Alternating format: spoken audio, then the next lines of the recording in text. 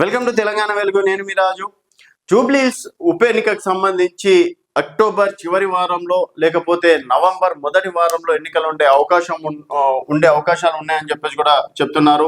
So మరి జూబ్లీహిల్స్ ఎన్నికల పైన దాదాపు ఇప్పటికీ కాంగ్రెస్ పార్టీ మంత్రులను కావచ్చు, ఎమ్మెల్యేలను కూడా ఇన్ఛార్జ్లుగా నియమించడం అనేది జరిగింది.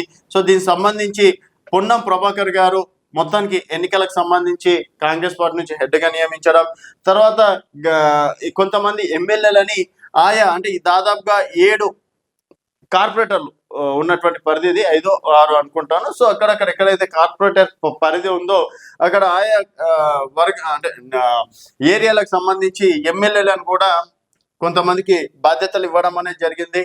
సో రీసెంట్గా 100 కోట్లకు సంబంధించి అభివృద్ధి కార్యక్రమాలు కూడా జూబ్లీహిల్స్ లో ఖర్చు చేస్తున్నటువంటి పరిస్థితి. రీసెంట్గా సీఎం గారు కావచ్చు, మంత్రులు కావచ్చు, కొన్ని అభివృద్ధి కార్యక్రమాల పైన రిబిన్ కట్ చేసి శిలాఫలకాలు కూడా ఓపెన్ చేసి వెళ్ళినటువంటి పరిస్థితి కూడా మనం చూసినాం.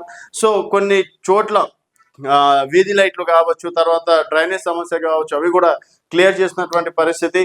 సో ఇవన్నీ చూసుకున్నట్టయితే దాదాపుగా మరొక 2 నెలల్లో జూబ్లీహిల్స్ ఉప ఎన్నికలు రాబోతున్నాయని చెప్పేసి కూడా చెప్పుకోవచ్చు. అలాగే భారతీయ జనతా పార్టీలో దాదాపుగా 3 నుంచి 4 క్యాండిడేట్లు సిద్ధమవుతున్నారు. కాంగ్రెస్ పార్టీ నుంచి ఏకంగా 5 మంది అభ్యర్థుల పేర్లు ప్రధానంగా వినిపిస్తున్నాయి. బీఆర్ఎస్ పార్టీలో కూడా శ్రీధర్ రెడ్డి గారు కావచ్చు, గతంలో బీజేపీ నుంచి పోటీ చేశారు. తర్వాత మాగంటి గోపీనాథ్ సతీమణి కావచ్చు, తర్వాత మరొక 2-3 పేర్లు కూడా ప్రధానంగా జూబ్లీహిల్స్ లో, అంటే విష్ణువర్ధన్ రెడ్డి గారు కూడా గతంలో కాంగ్రెస్ పార్టీ నుంచి పోటీ చేయడం అనేది కూడా జరిగింది. వారు ఇప్పుడు ప్రస్తుతం బీఆర్ఎస్ పార్టీలో ఉన్నారు. అంటే దాదాపు 3-4 మధ్య తీవ్రమైన పోటీ కూడా ఉంది. సో ఆయా నియోజకవర్గాల్లో అభ్యర్థుల సెలక్షన్స్ కూడా దాదాపు కంప్లీట్ అయినాయి అని చెప్పేసి కూడా చెప్పుకోవచ్చు.